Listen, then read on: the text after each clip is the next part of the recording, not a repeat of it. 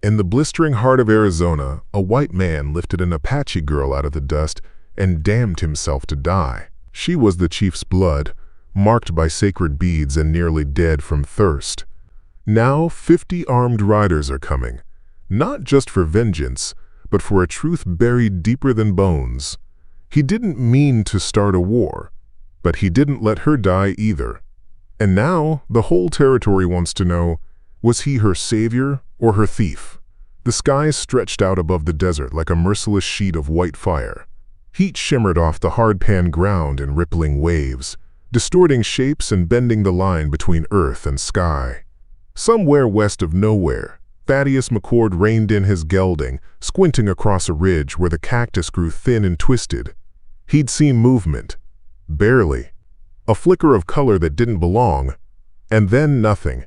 Most men would have kept riding. But Thaddeus hadn't survived this long by ignoring the twitch in his gut. He nudged the gelding forward.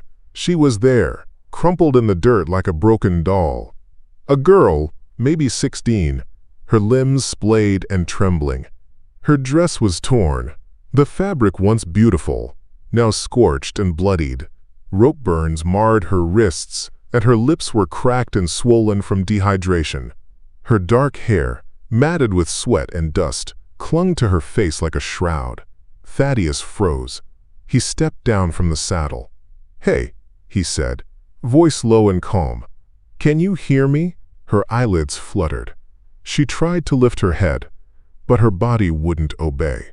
Then, with effort, her eyes met his, black as pitch, shining with pain, fear, and something deeper. Desperation. Her lips moved, but only a broken whisper came out. A word in Apache. One he didn't know, but didn't need to. He looked around. Empty land.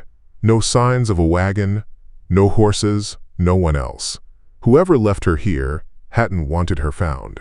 His hand hovered near his belt.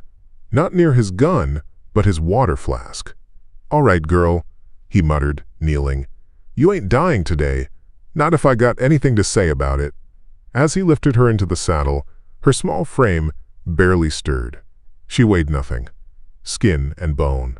And still, in the back of his mind, he felt the weight of something far heavier settle in. The gelding moved slow over the sand, careful beneath the weight of its 2 riders. Thaddeus cradled the girl against his chest, one arm looped firm around her shoulders to keep her steady, the other hand guiding the reins. Her head rested against him, limp, the shallow rise of her chest, the only sign that life still clung to her.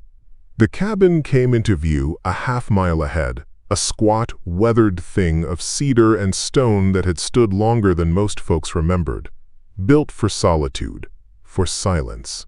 Thaddeus had never meant to share it again, not since Sarah and the boy. As they neared, the girl stirred. Her fingers curled into his shirt weakly, and her mouth moved again. One word, then another, both in Apache. Still no meaning he could catch, but the tone held the weight of pleading. "You're safe," he said, not knowing if she could understand. "I ain't gonna let no one hurt you." The cabin door creaked open under his shoulder as he carried her inside. He laid her gently on the bunk, the one he hadn't used in years, and reached for the kettle. Water warmed fast over the coals. He soaked a rag, pressed it to her lips, let her sip, then coaxed more water down her throat. She coughed. Hard. But her eyes opened. Just a sliver. And he saw it again. Not just pain. Not just fear. Recognition. As if she'd known someone would come. Someone like him. Her eyes drifted closed once more. Thaddeus stood and crossed to the shelf above the fireplace, pulling down a jar of salve and a coil of cloth. He worked quickly, cleaning the wounds on her wrists, wrapping them tight. He grabbed what little dried meat he had left, crumbled it into a pot, added water, and let it simmer. The smell of stew filled the small room. The girl stirred again, eyelids twitching. He crouched beside her and reached for the ladle, but stopped cold. There, half tucked beneath her collar, glinting faintly in the firelight, a necklace. He knew those patterns. Weeks ago, a trader in Dry Gulch had shown him something like it. Said it came from the family of an Apache chief. Tokalasani, they'd called him, a war leader. Proud, dangerous. Said he had only one child, a daughter. The girl on his bunk wasn't just anyone. She was the chief's kin. He didn't know it yet, but 50 riders were already in the saddle, and they were headed his way. The stew had cooled by the time the girl stirred again. Thaddeus sat by the fire, rifle across his lap, watching the shadows lengthen through the cabin's single window. She gasped awake. He was on his feet in a blink, crouching beside her. "Easy now," he said, dipping the rag again and pressing it to her lips. "You're all right. You're safe." Her eyes flicked about, wild and uncertain, until they settled on him. Her lips parted. A soft sound, more breath than word, passed between them. He leaned closer. "Say that again?" Her hand reached weakly for the necklace. She clutched it, whispered something in Apache, and pointed toward the door. Then she held up a single trembling finger. "One," she rasped in broken English. Thaddeus's heart thudded. "One rider?" She nodded. He grabbed the rifle and stepped to the window, squinting through the gathering dusk. There, just past the ridge, a single silhouette moved slow and deliberate through the dusk, riding with purpose. Thaddeus backed from the window, every instinct tight as a coiled spring. This wasn't coincidence. He moved to the hearth, scooped the stew into a tin bowl, and brought it to her. She took it with shaking hands, eyes never leaving the window. "Do you know him?" he asked. She didn't answer, but her silence was heavy. He stepped back, watching her eat, and caught a glimmer of something else. A mark on her collarbone, faint, faded, but unmistakable. A handprint, branded. She hadn't just escaped, she'd been claimed, owned. Thaddeus felt bile rise in his throat. He checked his rifle, made sure the Colt on his hip was loaded, and stepped out onto the porch. As he got closer, a scar emerged, a pale, jagged line down his cheek. The rider reined in 10 yards from the porch. "You Thaddeus McCord?" he asked, voice rough as gravel soaked in whiskey. "I am," Thaddeus said, not lowering his weapon. "Depends who's asking." The man smiled, a slow, crooked thing that never touched his eyes. "Name's Axel. I'm looking for something that don't belong to you." Thaddeus didn't move, didn't blink. "She don't belong to anyone." Axel's smile sharpened. "Then you're already a dead man rancher." He turned his horse, rode off without another word. And Thaddeus knew he wasn't alone. Axel had just come to mark the ground. The night came fast after Axel vanished into the horizon. Too fast. Inside, the girl had eaten barely half the stew before exhaustion claimed her again. She now slept, her breathing shallow but steady, her head turned toward the window as though her ears listened even in dreams. Thaddeus sat in the lone rocker by the door, rifle across his lap, boots planted wide. The air had gone too still. No coyote calls, no rustle of night birds. He knew what that meant. They were out there, waiting. He pulled the rifle into his lap and checked the chamber for the 3rd time. Still full, still ready, but it didn't settle his nerves. A rifle wouldn't stop 50 men. A sound broke the silence. Soft, low, rhythmic, hoofbeats. Not one horse, several. Thaddeus stepped down off the porch, moving slow, every sense stretched taut. He crept past the corral, peered over the fence, eyes scanning the open land toward the hills. Nothing.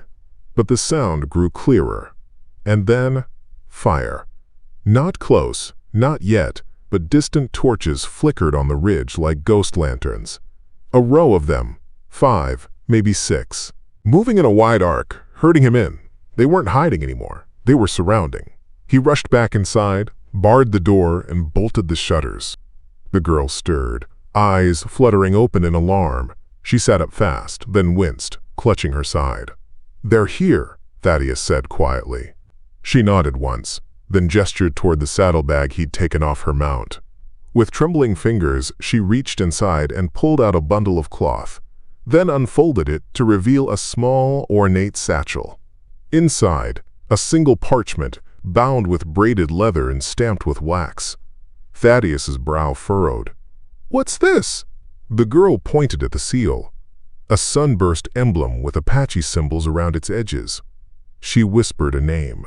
Tokala Sani. Thaddeus's breath caught. The name was legend. The chief who'd turned half the territory upside down in the last war. He'd made peace 2 years back, under a treaty no one thought would hold.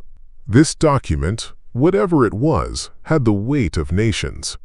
"You were carrying this?" he asked. She nodded slowly, eyes burning. Suddenly, it all made sense. Why she was marked. Why she'd been left to die.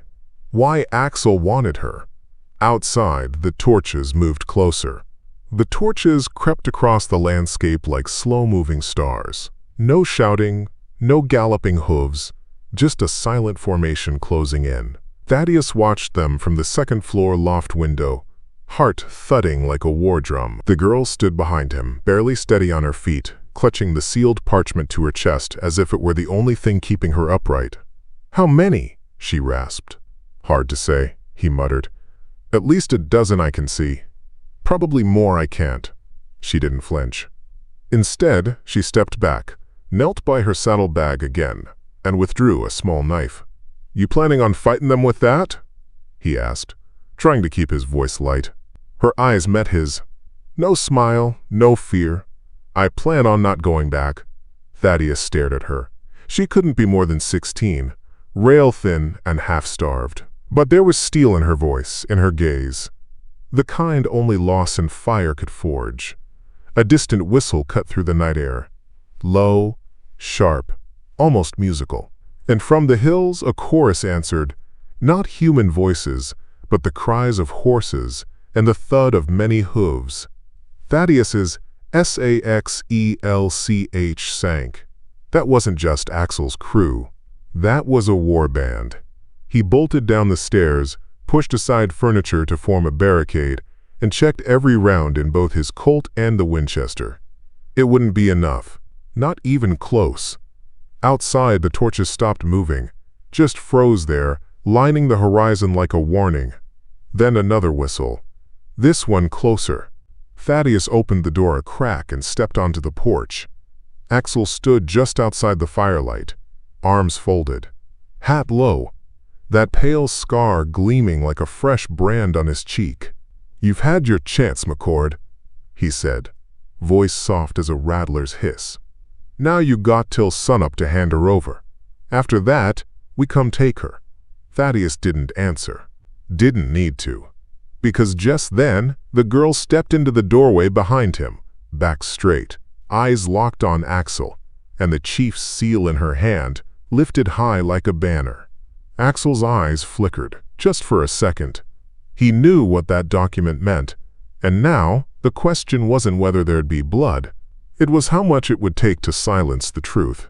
Axel stood as still as a carving in obsidian, his shadow long and sharp in the firelight. He didn't flinch when the girl raised the seal, but something changed behind his eyes. A flicker of calculation, like a man who suddenly realized he'd pulled the wrong tooth from the wolf's mouth. Thaddeus stepped forward, placing himself between the girl and the war chief's emissary. "You know what this is," he said, his voice hard. "You come any closer, and it won't be just her people hunting you." Axel tilted his head, slow and deliberate. His voice, when it came, was like warm oil over poison. "I know exactly what that is. That's a threat dressed up like parchment. A treaty that keeps the soldiers fat and the tribes quiet. But you and I both know paper burns." He gave a sharp nod, and from the dark, 2 more riders emerged. Then 3, then 10, all armed, all silent, forming a crescent around the ranch, torches glinting off rifle barrels. "This here is me being polite," Axel said, gesturing to the quiet siege. "Come morning, I won't be." Then he turned and rode off, the others fading into the darkness with him. Thaddeus waited until the last torch disappeared over the ridge before lowering his rifle. His jaw ached from the tension. The girl was shaking now, not from fear but from anger. "He knew," she said softly. "He knew what it meant. And he still "He don't care," Thaddeus said. "To men like him, truth's just something you bury with the bodies." He closed the door, bolted it tight, and started checking the windows. Again, inside the cabin, the fire crackled soft and low, but the warmth didn't reach him. Every creak of the wind sounded like footsteps, every whisper of dust like breath before a bullet. He turned to her. "You know how to shoot." She shook her head. "I know how to run." He handed her a loaded pistol anyway. "Then if it comes to it, you run, but you make sure one of them bleeds first." She stared at the weapon for a long moment, then took it with steady hands. Outside, the desert stretched quiet and black, but they both knew it wouldn't stay that way. Because Axel hadn't brought a gang, he'd brought a message. And come dawn, the whole territory would read it in blood. The stars burned cold above the desert as Thaddeus sat in silence, the barrel of his Winchester resting on the window ledge. Inside the cabin, the fire had burned low, leaving only embers to cast a faint glow over the girl's face as she dozed in the corner. Boots on, pistol near, as he'd told her. He hadn't slept. Couldn't. The moment he let his eyes close, he'd see Sarah's face again, his wife, pale and fevered in that final winter, or their boy, coughing blood under 2 thin blankets. And now another child lay under his roof, another chance to make a stand, maybe his only one. A coyote howled in the distance. Then, silence. Thaddeus's fingers tightened on the rifle. Just before the first light touched the horizon, the girl stirred. She sat up slow, blinking away the haze of sleep, then walked to his side without a word. "They'll come now," she said. He nodded. "I know." Together they watched as the sky lightened from pitch to gray, the far ridges sharpening in silhouette. Then came the sound, not sudden, not loud, but growing, a low, steady rumble. Hoofbeats. Dozens. Thaddeus stood, slid the rifle's bolt closed. "Whatever happens, you stay inside, till I say otherwise." She didn't argue, just nodded, eyes on the horizon. Then the first riders appeared, black shapes against the lightening sky. Axel rode at the front, long coat snapping in the wind, a pistol resting casual across his thigh. Behind him, 50 men. Some wore Confederate coats, others had Union gear repurposed and stained with years of blood. Mercenaries, bounty hunters, men who had once fought for flags but now fought only for pay. Thaddeus stepped out onto the porch, the Winchester cradled in his arms. He said nothing. Neither did Axel. Not at first. The 2 men just looked at each other, like opposing pieces on a blood-soaked chessboard. Then Axel spoke. "You've made your stand, rancher." Thaddeus didn't blink. "You'll have to kill me to take her." Axel smiled thin. "That was always the plan." He raised his hand. Behind him, rifles lifted as one. And in that terrible stillness, just before the desert exploded into violence, the girl stepped out of the cabin and held the treaty high for all to see. "Stop!" Her voice rang clear, fierce, carrying across the still air. All eyes turned to her, and for a moment, no one moved. "This paper is sealed by my father's blood and the promises of white generals," she said. "Harm me, and you break the peace they swore to uphold." Axel's smile faltered, but he didn't lower his hand. "Treaties," he said, "don't stop bullets." Thaddeus chambered around. "Maybe not," he said coldly, "but they sure leave a mess when they tear through traitors." And just like that, the guns roared. The first rifle crack split the morning like a lightning strike, and the world lurched into chaos. Bullets screamed past Thaddeus's head, shredding porch beams and shattering the window behind him. He dove sideways, rolling hard across the dirt as splinters flew, landing behind the water trough just as a second volley tore through the cabin's front door. Inside, the girl screamed, not in pain but defiance, as she ducked behind the table, clutching the sealed treaty to her chest with one hand and the pistol in the other. Thaddeus rose, leveled the Winchester, and dropped the lead horseman with a single shot. The man pitched backward from his saddle, landing in a cloud of dust. Before Thaddeus could fire again, 3 more riders surged forward, guns blazing. He threw himself behind the trough, heart pounding. Axel's voice boomed across the yard, smooth and cruel as ever. "Burn him out!" In seconds, torches flew.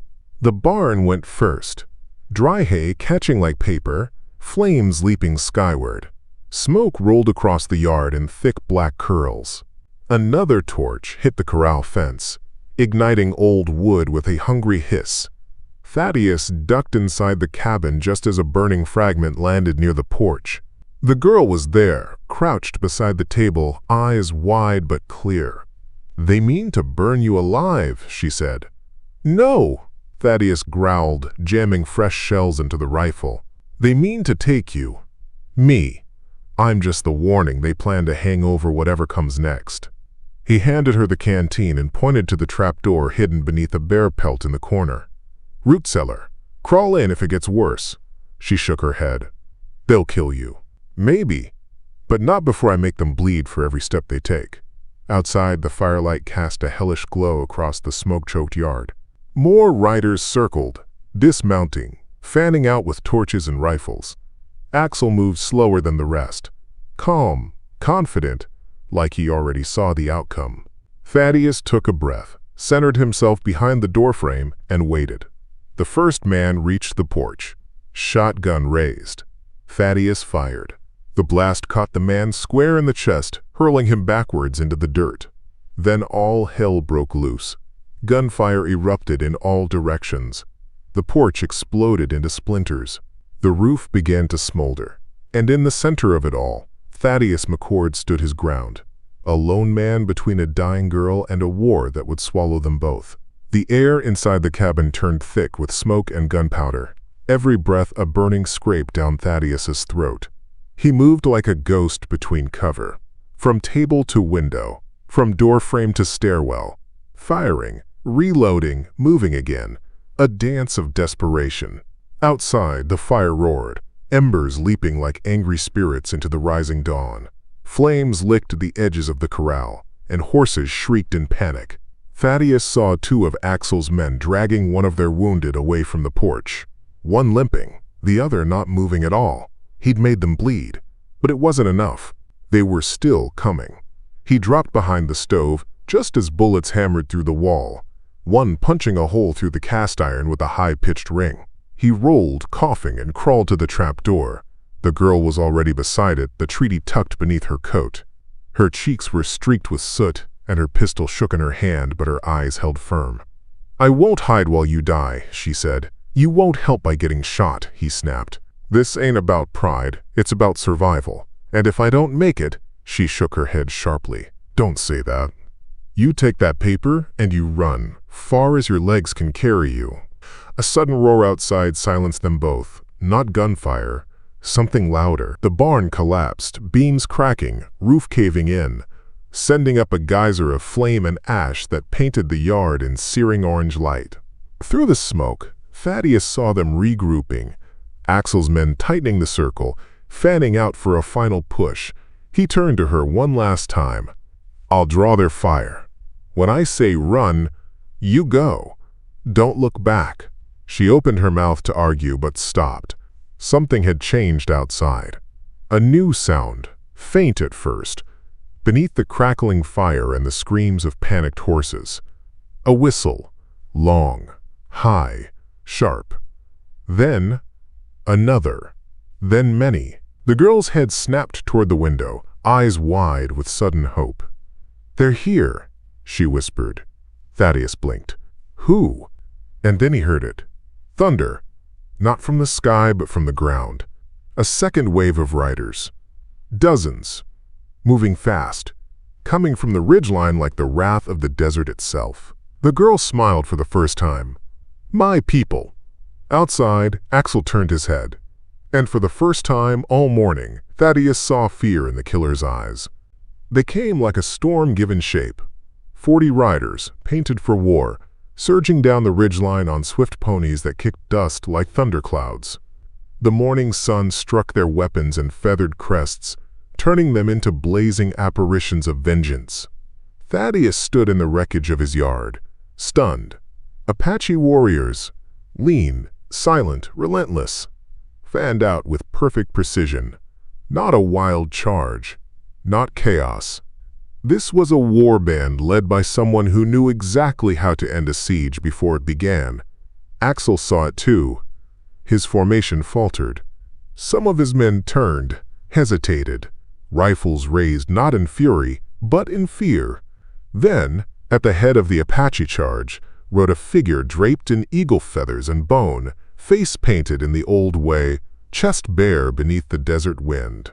Tokalasani. The girl gasped, her voice catching. "Father," Thaddeus stared. He'd heard stories every man west of Santa Fe had. A chief who defied the army, made peace without surrender, and carved out a homeland with both wisdom and war.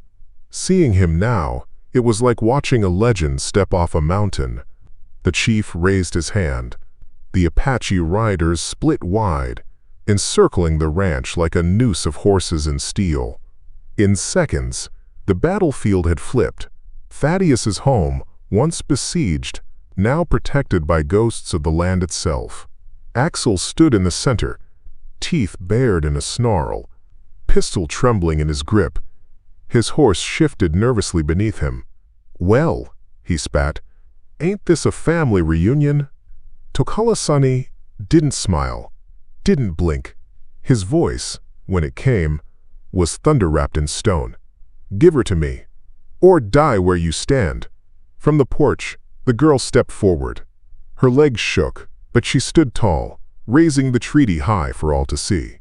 Axel's men faltered. Some lowered their rifles. Others looked to him, uncertain. Axel sneered, eyes blazing. "She's mine by bargain. I was paid in land and blood." The chief's jaw tightened. Then, calmly, he reached behind his saddle and drew a long, curved blade, ceremonial and ancient. "The only thing you will be paid in," he said, "is death." All around them, Apache bows drew back. Axel looked around, and for the first time, Thaddeus saw it. He wasn't smiling anymore. He was cornered. He was hunted. And he knew it. But he still had one card to play. "I wouldn't," Axel said low. "Not unless you're ready for what comes next." And then, with a smirk curling back across his face, he lifted one arm and whistled sharply. From the hills behind the Apache riders, another sound rose. Horses. Dozens more. A third wave. And they weren't friendly. The sound rolled in like a second storm. Hoofbeats, louder than before, accompanied by the sharp ring of bridles and the jangle of gear. From the far side of the ridge, riders crested the hill, silhouetted by the rising sun. Dust curled around their flanks, and rifles gleamed in the orange light. Thaddeus's heart sank. These weren't Apache, and they weren't Axel's original crew. Mercenaries. Dozens of them. Men bought with coin and promises, not loyalty. Some bore faded army coats, others the mismatched garb of bounty hunters and guns for hire. But they moved with deadly precision, forming a long, flanking arc behind Tokalasani's warriors. Axel's laughter was low and ugly. "Y'all really think I came alone?" He rode forward a few paces, pistol held low, his scarred face shining with sweat and confidence now reborn. "This desert don't run on honor anymore, Chief. It runs on power. And I bought mine in bulk." The Apache formation didn't move, but tension rippled like wind through tall grass. Arrows stayed drawn, muscles coiled, but eyes flicked toward the rear, measuring, calculating. They were surrounded. Again, Thaddeus stepped off the porch, rifle still in his hands, planting himself beside the girl who stood frozen between her father and the man who had nearly destroyed her. "She's not yours, Axel," he called. "And neither is this land." Axel turned his pistol toward Thaddeus, squinting. "You again, still breathing. That's a mistake I plan to fix." Before he could raise his gun, Tokalasani stepped forward, blade still in hand. "If your men fire," he said calmly, "you die first. And your death will not be clean." Axel's eyes narrowed. Then he gave a signal, a flick of two fingers. Behind the Apache ranks, the mercenaries advanced slowly. rifles lifted. And then, a single shot. No one moved for a breath. Then another, from the opposite ridge. One of Axel's riders jerked backward in his saddle and fell, a red stain blooming on his chest. Chaos erupted. The mercenaries opened fire. The Apache returned it with arrows and bullets both. Horses reared. Riders screamed. Dust rose in clouds as the battlefield dissolved into a maelstrom of smoke and blood. Thaddeus grabbed the girl's arm and pulled her toward the cabin. She resisted. "No," she said, eyes blazing. "I need to get to my father." "He'll hold the line," Thaddeus shouted. "But if they get their hands on you—" A bullet slammed into the cabin's outer wall, inches from Thaddeus's head. The girl didn't flinch. She was already running, not toward safety, but toward the line, toward Tokala Sani. Thaddeus cursed, followed her. The treaty, still clutched in her hand, whipped in the wind like a banner of everything that could still be lost. Behind them the desert burned. Ahead of them, judgment waited. The battlefield was a whirl of smoke, screams, and flying steel. Dust clouded the morning sun, and the stench of gunpowder clung thick to the air. Apache arrows streaked through the chaos like shadows, finding targets even amid the confusion, while mercenary rifles boomed like thunder, their reports echoing off distant cliffs. Thaddeus raced behind the girl, dodging bodies, leaping over a fallen horse. His rifle barked once, twice, dropping a rider who came too close. The girl ran with surprising speed. Despite her wounds, the treaty held tight to her chest, her braids whipping behind her. They reached the center of the storm, the eye of the battlefield, just as Tokala Sani turned from cutting down a mercenary. His blade gleamed red in the morning light, and his eyes widened when he saw her. "My daughter!" he cried. She threw herself into his arms, and the old chief wrapped her in a fierce embrace. But it lasted only seconds. His warriors were beginning to fall back, pressed hard by the unexpected second wave. Already 3 had gone down under rifle fire. "We must retreat to the rocks," he told her, voice grim. "They have too many guns." Before Thaddeus could speak, a voice rang out, sharp, snarling. "Don't let them go, Axel." He pushed forward through the melee, pistol in one hand, Axelhawk in the other. His coat was singed from fire, his face wild. He saw the girl, saw the treaty, and roared like a wounded animal. "She dies before she hands that over."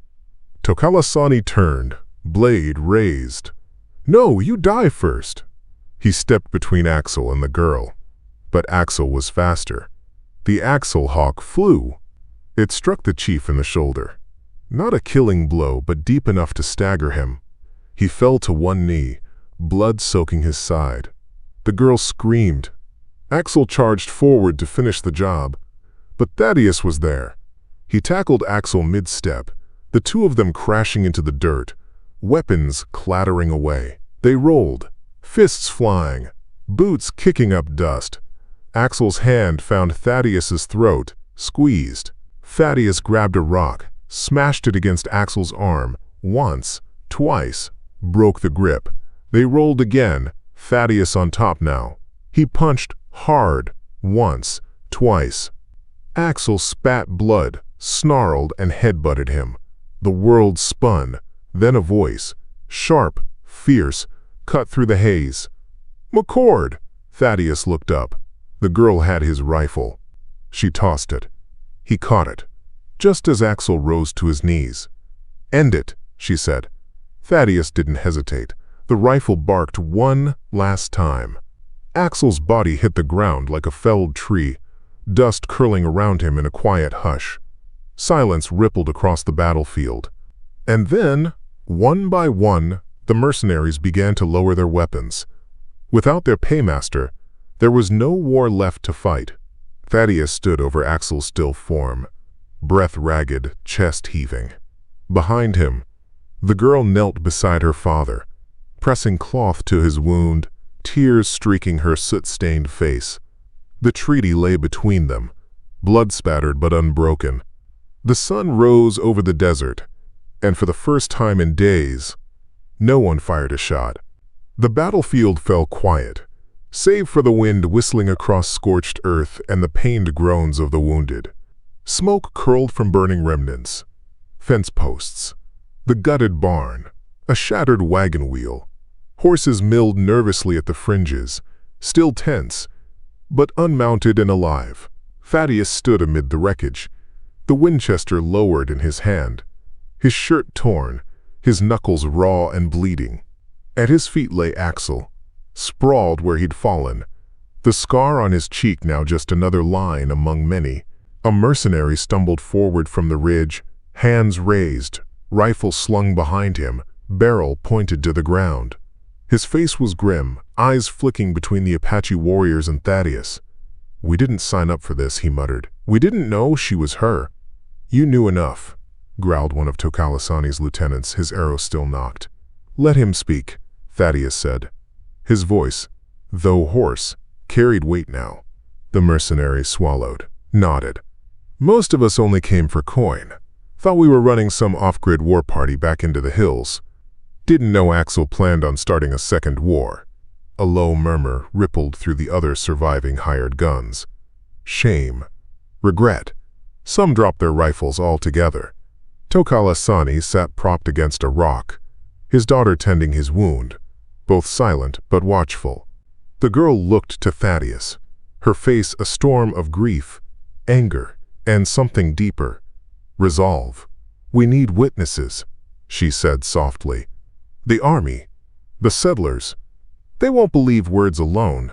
They'll call this a massacre." Thaddeus nodded. He turned to the mercenary. "You want to walk away from this? You write down what happened. You sign it, all of you. Affidavits, testimony, names." "We'll do it," the man said quickly. "Hell, I'll ride it straight to Fort Lowell if that's what it takes." The chief grunted softly, pain in his voice but also pride. "Let them ride," he said, "and let them carry our truth to those who pretend not to see." Thaddeus walked to the treaty, now lying in the dirt, stained but intact.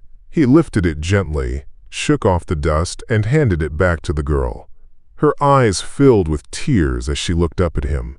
"You saved me," she said, "when no one else would have." "I didn't save you," he replied, voice low.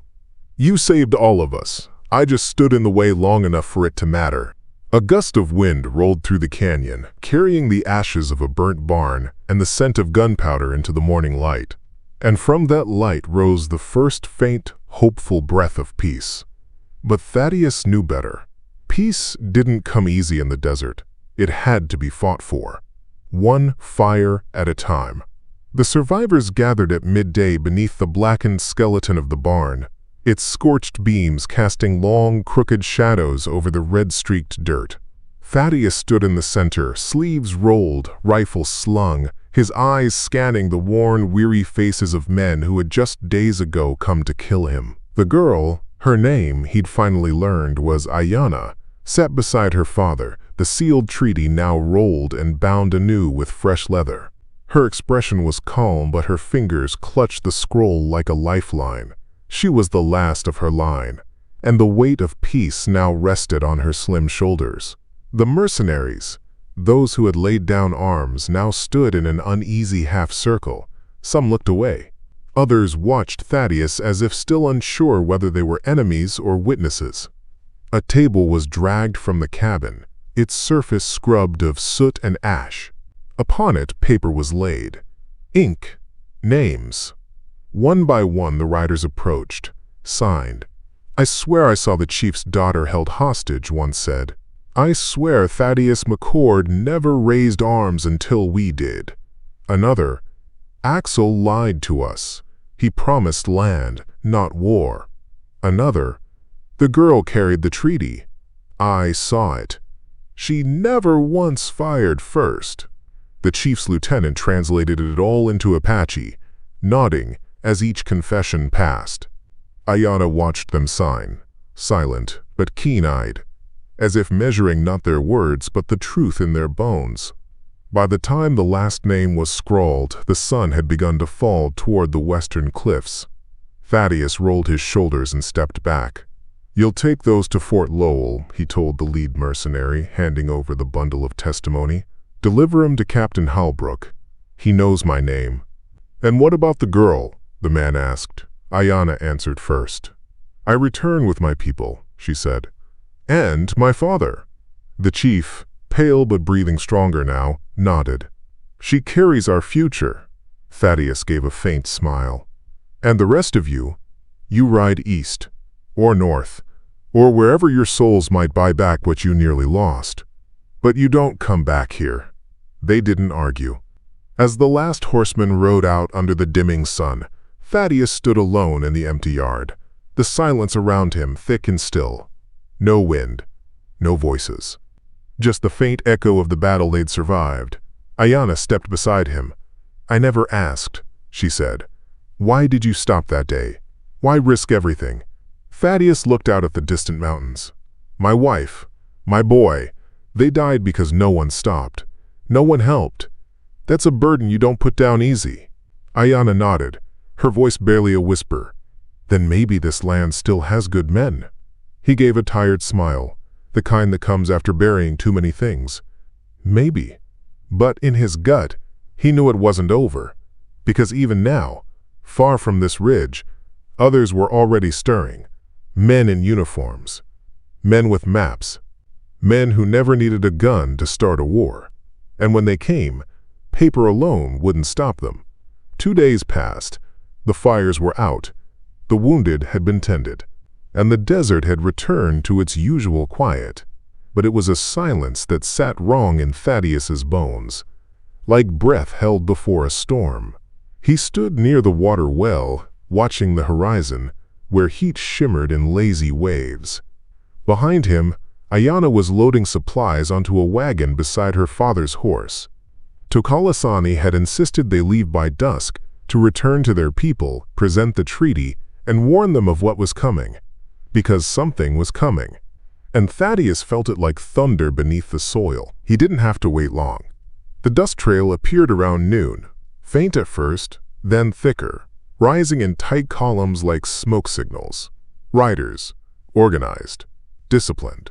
And they wore blue. U.S. cavalry. Thaddeus's jaw tightened. He stepped to the porch, unarmed for now, but tall and steady. Ayanna appeared beside him, her face unreadable. "How many?" she asked. He squinted. 20, maybe 25. Ayanna's eyes flicked to the treaty scroll tied at her waist. "They'll ask for it. They'll ask for more than that," he muttered. The riders came fast, not a charge, but not casual either. At their head rode a captain, brass gleaming, a saber at his side, the kind of man who measured justice in miles and treaties in loopholes. He reined in hard, boots hitting the dirt as he dismounted. "Thaddeus McCord?" he called.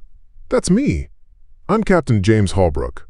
We got word from a scout that there was blood spilled on Apache land. You wouldn't happen to know anything about that?" Thaddeus didn't answer at first. Ayanna stepped forward and unrolled the treaty. "We were attacked," she said, voice steady. "But the treaty held, witnessed by over a dozen men, sworn and signed. The men responsible are dead. The peace remains." Halbrook looked at her, then at the scroll. He took it with stiff fingers, turned it over, studied the seal, then looked back at Thaddeus. "This says you harbored an Apache girl during the conflict." "I saved a child," Thaddeus said. "That's not a crime, not yet." Halbrook frowned. "You understand the situation this puts the army in?" Thaddeus's voice dropped to flint. "I understand exactly what it puts you in, Captain. That's why you're here, talking instead of bringing cannons." Tension crackled in the air. Behind Halbrook, the cavalry shifted uneasily. Some recognized the Apache warriors still mounted beyond the ridge. Others just felt the weight of what surrounded them. A powder keg still warm from the last spark. Halbrook slowly handed the treaty back to Ayanna. "Your chief will be summoned," he said. "The council will want answers." "He's ready," she replied. Halbrook glanced once more at Thaddeus, then mounted his horse. "This isn't finished." "No," Thaddeus said. "It never is." The cavalry turned and rode off, vanishing into the same dust they'd risen from. Ayanna looked up at Thaddeus. "You think they'll honor it?" He didn't answer. He just watched the horizon until the dust was gone. Because in his heart, he already knew. The next war wouldn't start with gunfire. It would start with a signature. The sun dipped low behind the sandstone cliffs, casting long shadows across the land as Ayanna and her people prepared to leave. Tokalasani, though weakened, sat tall in the saddle, wrapped in a thick blanket, his wounds stitched and salved with herbs. The Apache warriors flanked the wagon silently, their faces painted not for war, but for mourning. They had survived, but at a cost. Thaddeus stood beside the barn's remains, watching them load the last of their gear. A soft wind tugged at his coat and stirred the ash that still clung to the yard like a ghost that wouldn't leave.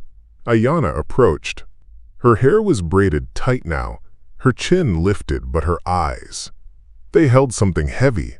"You could come with us," she said. Thaddeus smiled faintly.